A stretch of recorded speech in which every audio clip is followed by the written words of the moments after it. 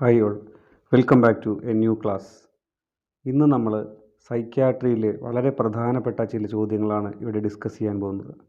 അതിനു മുൻപായിട്ട് നിങ്ങൾ ഇതുവരെ ഈ ചാനൽ സബ്സ്ക്രൈബ് ചെയ്തിട്ടില്ലെങ്കിൽ ദയവായി ചാനൽ സബ്സ്ക്രൈബ് ചെയ്യുക. അതുപോലെ തന്നെ അതിനോട് കൂടെയുള്ള ബെല്ലൈക്കൺ അമർത്തുക. അത് അമർത്തിയാൽ നിങ്ങൾക്ക് തുടർന്നുള്ള ക്ലാസ്സുകളുടെ നോട്ടിഫിക്കേഷൻ ലഭിക്കുന്നതായിരിക്കും. അപ്പോൾ നമ്മളിന്ന് ക്ലാസ്സിലേക്ക് കിടക്കുകയാണ്. Psychiatry questions. ഇത് പല പാർട്ടായിട്ടാണ് ഡിസ്കസ് ചെയ്യുന്നത്. കാരണം അതിൻ്റെ ആൻസറുകൾ ഡിസ്കസ് ചെയ്യുമ്പോൾ അത് ഒരുപാട് ദൈർഘ്യം എടുക്കുന്നുണ്ട്. അതുകൊണ്ട് ഞാൻ കുറച്ച് ചോദ്യങ്ങൾ പാർട്ടായിട്ട് വരുന്ന ദിവസങ്ങളിൽ ഡിസ്കസ് ചെയ്യുന്നതായിരിക്കും. അപ്പോൾ ആദ്യത്തെ പാർട്ടാണിത്. അപ്പം ക്ലാസ്സിലേക്ക് കിടക്കാം. ആദ്യത്തെ ചോദ്യം, which of the following is out of place?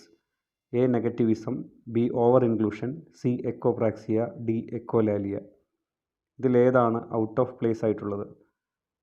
അതിൽ A negativism, B over inclusion, C echopraxia, D echolalia. അപ്പോൾ നിങ്ങൾക്ക് നോക്കിയാൽ അറിയാം, നെഗറ്റിവിസം എന്ന് പറഞ്ഞാൽ motiveless resistance to any commands. Over inclusion എന്ന് പറഞ്ഞാൽ നിങ്ങൾക്കറിയാം, ഓവർ ആയിട്ട് ഡീറ്റെയിൽസും കാര്യങ്ങളൊക്കെ ഇൻക്ലൂഡ് ചെയ്തിട്ടുള്ള ഒരു സംസാര രീതിയാണ്. സർക്കംസ്റ്റാൻഷ്യാലിറ്റി എന്നൊക്കെ നമ്മൾ പറയാറുണ്ട്.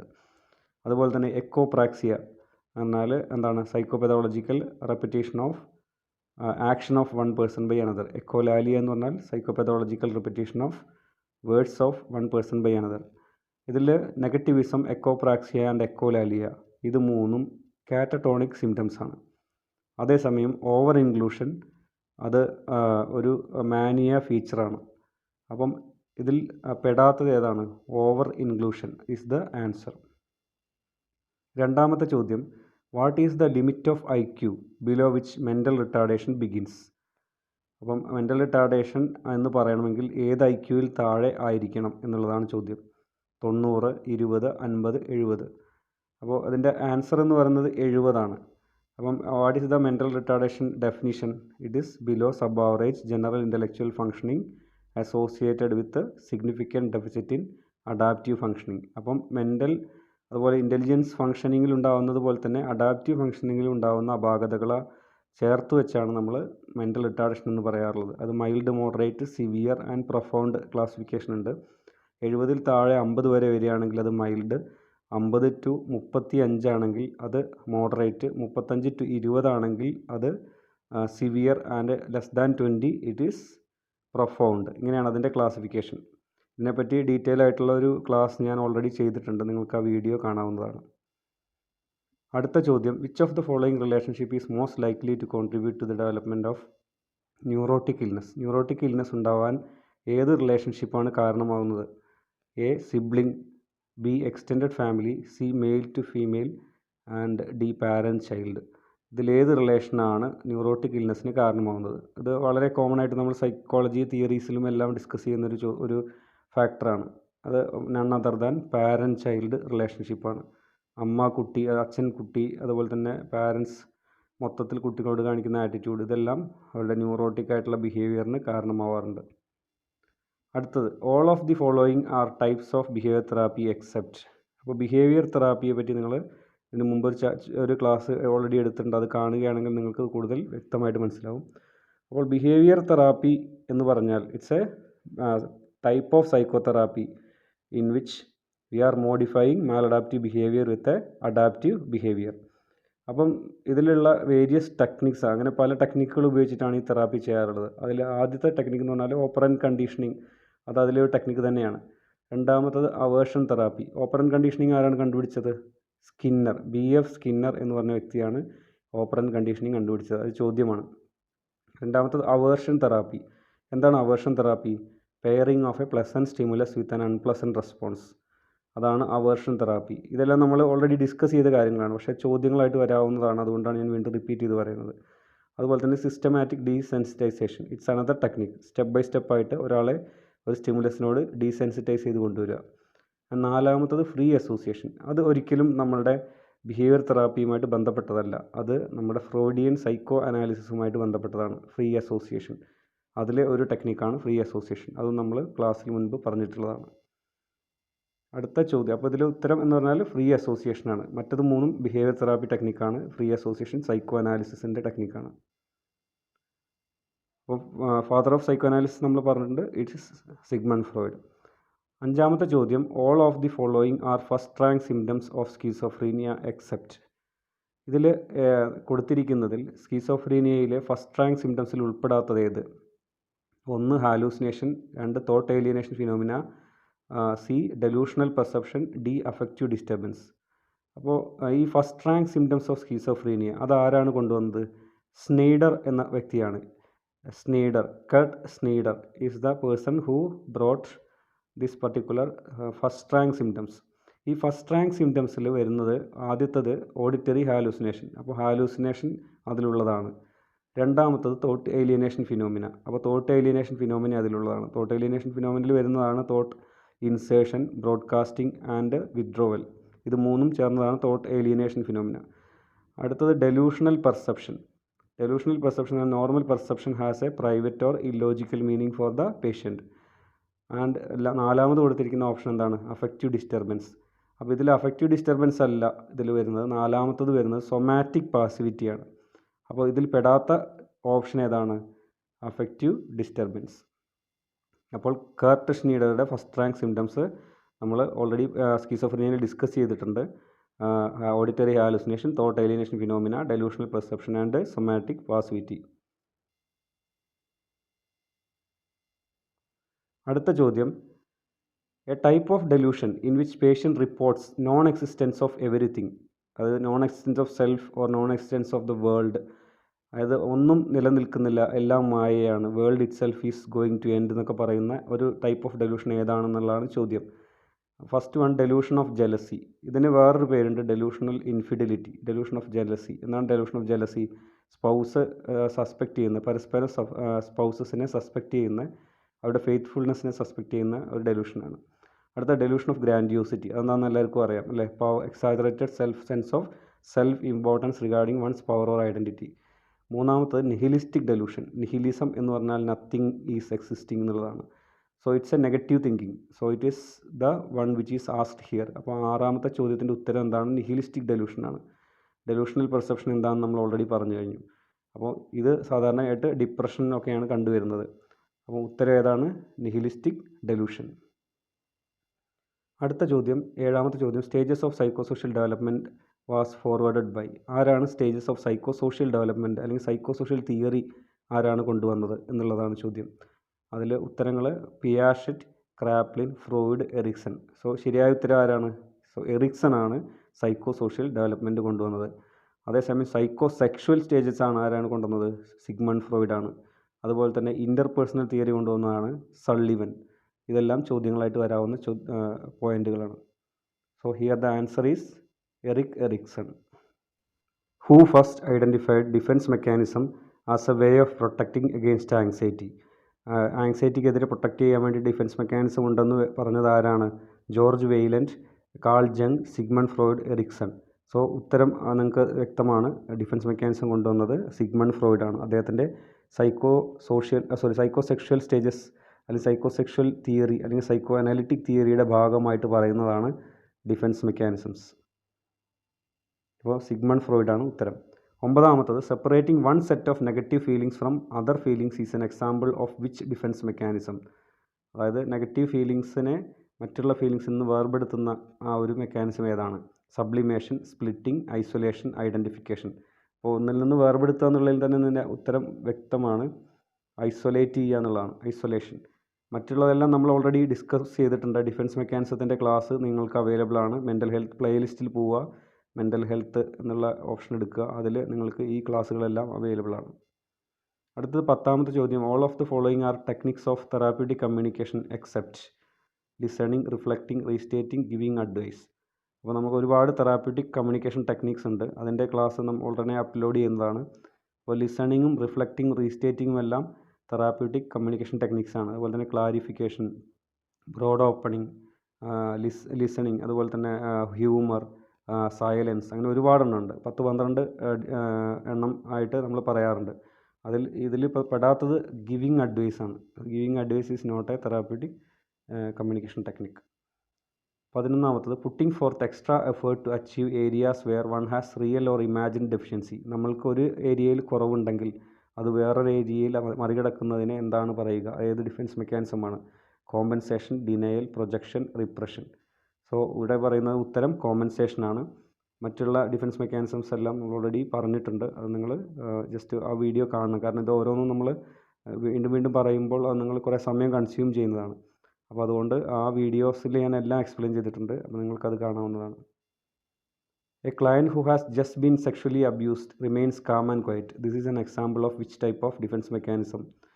അപ്പം ഒരു സെക്ഷുവലി അബ്യൂസ് ചെയ്യപ്പെട്ട ഒരാൾ കാം ആൻഡ് ക്വയറ്റ് ആയിട്ട് ഇരിക്കുന്നുണ്ടെങ്കിൽ അത് ഏത് ഡിഫെൻസ് മെക്കാനിസമാണ്? അപ്പം നിങ്ങൾക്ക് ആലോചിച്ചാൽ അറിയാം. The person has A defence mechanism of denial. അവരത് ആക്സെപ്റ്റ് ചെയ്യാൻ തയ്യാറല്ല. നമ്മൾ കബ്ലർ റോസിൻ്റെ നമ്മളെ വേരിയസ് സ്റ്റേജസ് ഓഫ് ആക്സെപ്റ്റൻസ് നമ്മൾ പഠിച്ചിട്ടുണ്ടാവും. അതുപോലെ ഡിനയൽ, ഡാബ്ഡ എന്ന് പറഞ്ഞ സ്റ്റേജസ് ഒക്കെ. അപ്പം ഒരു ട്രോമ വന്നു കഴിഞ്ഞാൽ ആദ്യം നമ്മളത് ഡിനൈ ചെയ്യുക. അതാണ് ഇവിടെ സംഭവിച്ചിട്ടുള്ളത്. So denial is the mechanism. Projection എന്ന് പറഞ്ഞാൽ നമ്മൾ വേറൊരാളുടെ മേത്തേക്ക് ആരോപിക്കുക നമ്മളുടെ കുറ്റങ്ങൾ. ഇൻ്റലക്ച്വലൈസേഷൻ എന്ന് പറഞ്ഞാൽ നമ്മളെ ഒരു ഇമോഷണൽ ആയിട്ടുള്ള ട്രോമയെ മറികടക്കാൻ അതിനെ ഇമോഷണൽ കമ്പോണൻറ്റിനെ വേർപെടുത്തി ചിന്തിക്കുക. റാഷണലൈസേഷൻ എന്ന് പറഞ്ഞാൽ കാരണം കണ്ടെത്തുക എന്നുള്ളതാണ്. Older people act like children is an example of which defence mechanism? ചെറിയ കുട്ടികളെപ്പോലെ മുതിർന്നവർ പെരുമാറുന്നത് ഏത് ഡിഫെൻസ് മെക്കാനിസം ആണെന്നുള്ളതാണ്. Repression, regression, dissociation, ambivalence. So നിങ്ങൾക്കറിയാം റിഗ്രഷനാണ് അതിൻ്റെ ഉത്തരം. ഒരുപാട് തവണ ചോദിച്ചിട്ടുള്ള ചോദ്യമാണ്. അത് തീർച്ചയായിട്ടും പഠിച്ചിരിക്കണം. Going back to the previous developmental stage in order to escape from anxiety. ആങ്സൈറ്റിയിൽ നിന്ന് രക്ഷപ്പെടാൻ വേണ്ടി പ്രീവിയസ് ഡെവലപ്മെൻറ്റൽ ഫേസിലേക്ക് ഒരാൾ തിരിച്ചു പോകുന്നതിനെയാണ് നമ്മൾ റിഗ്രഷൻ എന്ന് പറയുന്നത്. അടുത്ത ചോദ്യമാണ് defence mechanism in which strongly expressing one really feels is. ഒരാൾക്ക് തോന്നുന്നത് സ്ട്രോങ് ആയിട്ട് എക്സ്പ്രസ് ചെയ്യുന്നത് ഏത് ഡിഫെൻസ് മെക്കാനിസമാണ്? നമ്മൾക്ക് തോന്നുന്നത് അതുപോലെ പുറത്തേക്ക് കാണിക്കുന്നത് ഏത് ഡിഫെൻസ് മെക്കാനിസമാണ്? Reaction formation, reversal formation, acting out, both A and B. അപ്പോൾ ഇവിടെ അതിൻ്റെ ഉത്തരം എന്ന് പറഞ്ഞാൽ ആക്ടിങ് ഔട്ടാണ്. റിയാക്ഷൻ ഫോർമേഷൻ എന്ന് പറഞ്ഞാൽ doing exactly opposite what one thinks or believes. നമ്മൾ ചിന്തിക്കുന്നതിൻ്റെ എക്സാക്ട്ലി ഓപ്പോസിറ്റ് ചെയ്യുന്ന റിയാക്ഷൻ ഫോർമേഷൻ. റിവേഴ്സൽ ഫോർമേഷൻ എന്ന് പറഞ്ഞാൽ മെൻ്റൽ മെക്കാനിസം ഇല്ല. അതുപോലെ തന്നെ ആക്ടിങ് ഔട്ടാണ് ഇതിലെ ഉത്തരം. Which of the following is a type of mature defence mechanism? ഇതിൽ കൊടുത്തിരിക്കുന്ന ഡിനയൽ, ഡിസ്റ്റോർഷൻ, ഡിസ്പ്ലേസ്മെൻറ്റ് എല്ലാം മെച്വർ മെക്കാനിസം അല്ല. അതിൽ ഉത്തരം എന്ന് പറഞ്ഞാൽ ആൾട്രൂയിസമാണ്. Altruism is a mature defence mechanism. Defence മെക്കാനിസത്തിനെ നമ്മൾ സൈക്കോളജിയിൽ പഠിക്കുമ്പോൾ ഡിഫറെൻറ്റ് ടൈപ്സ് ആയിട്ട് ക്ലാസിഫൈ ചെയ്തിട്ടുണ്ട്. നിങ്ങൾക്ക് ഈ ടേബിൾ കാണാൻ പറ്റും. ഇതിലിപ്പോൾ മെച്വറിൽ നമ്മൾ പറഞ്ഞ ആൾട്രൂയിസം അവർ അടയാളപ്പെടുത്തിയിട്ടില്ല. അപ്പോൾ ഒരുപാട് ഡിഫെൻസ് മെക്കാനിസം ഉള്ളതുകൊണ്ട് കോമൺ ആയിട്ടുള്ളതാണ് ഇവിടെ രേഖപ്പെടുത്തിയിട്ടുള്ളത്. പക്ഷേ ഇവിടെ പറഞ്ഞിരിക്കുന്ന ആൾട്രൂയിസം എന്ന് പറയുന്നത് മെച്വർ ഡിഫെൻസ് മെക്കാനിസത്തിൻ്റെ ഭാഗമാണ്. നിങ്ങൾക്കറിയാം നാർസിസിസ്റ്റിക് ഉണ്ട്, ഇമ്മച്വർ ഉണ്ട്, ആങ്സൈറ്റി ഉണ്ട്, മെച്വർ. ഇതെല്ലാം ഡിഫറെൻറ്റ് ടൈപ്സ് ഓഫ് ക്ലാസിഫിക്കേഷൻസ് ആണ്. ഉള്ളതിനെ പല രീതിയിൽ ക്ലാസിഫൈ ചെയ്തിരിക്കുകയാണ്. ഇതിൽ മെച്വർ ഡിഫെൻസ് മെക്കാനിസം എന്ന് ചോദിച്ചാൽ അത് ഈ പറഞ്ഞ ഓപ്ഷനിൽ നിന്നും ആൾട്രൂയിസമാണ്. Who coin the term obsessional neurosis? Obsessional neurosis എന്ന ടേം ആരാണ് കോയിൻ ചെയ്തത്? Sigmund Freud, Westphal, Miller Bird and Linda Richards. ഇവിടെ ഉത്തരം വെസ്റ്റ്ഫാലാണ്. നമ്മൾ കാണാതെ പഠിക്കേണ്ട ഒരു ചോദ്യമാണ്. Who categorised a group of deteriorating disorder into dementia praecox? Emil Kraepelin, Bleuler, Oram, Sullivan.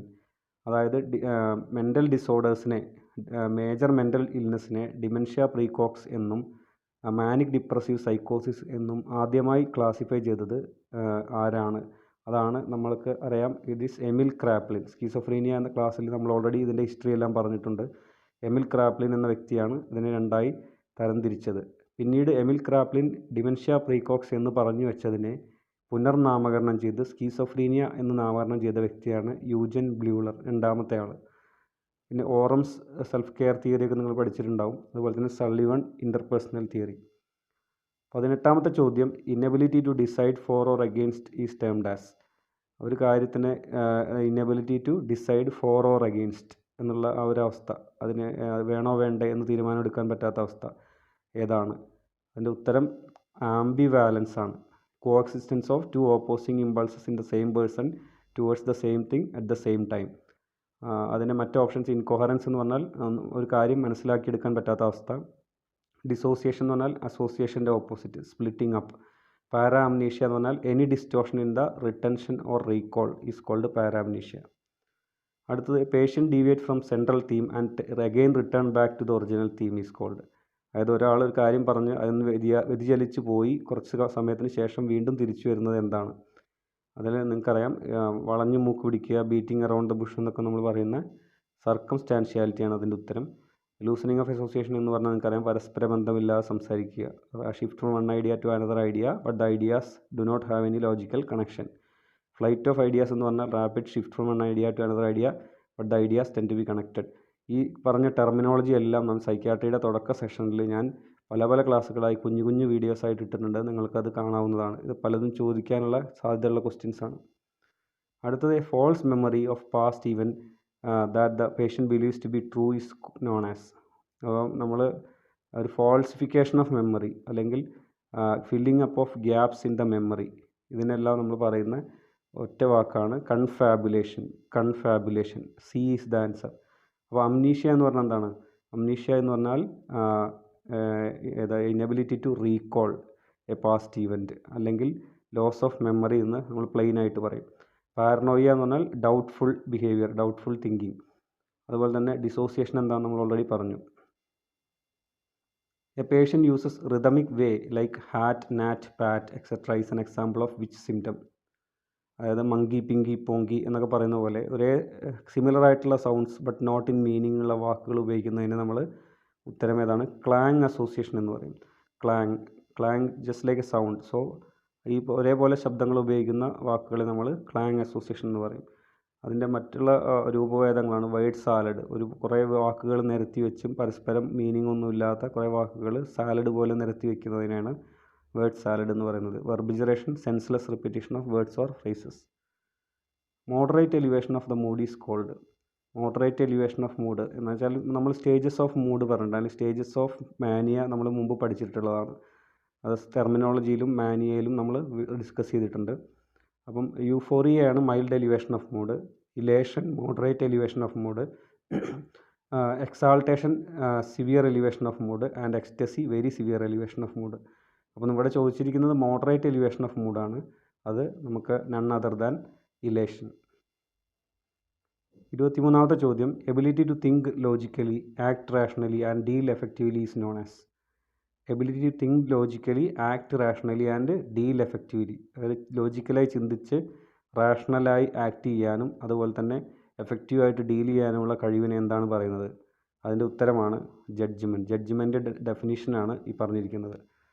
So the answer is judgement. Insight എന്ന് പറഞ്ഞാൽ the ability of a person to know whether he is having some illness or not.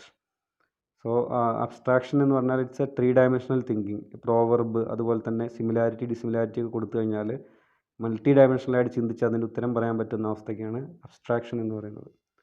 Inability to feel pleasure from pleasurable activities is termed as.